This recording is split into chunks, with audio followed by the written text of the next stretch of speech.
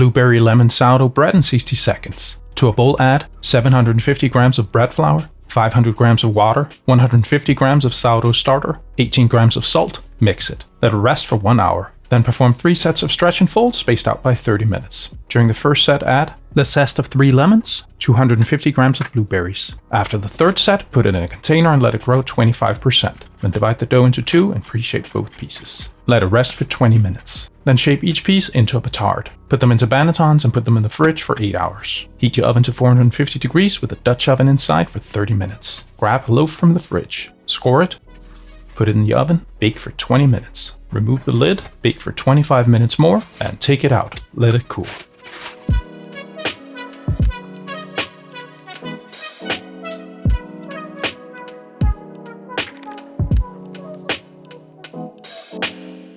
And that's how you make blueberry lemon sourdough bread in 60 seconds.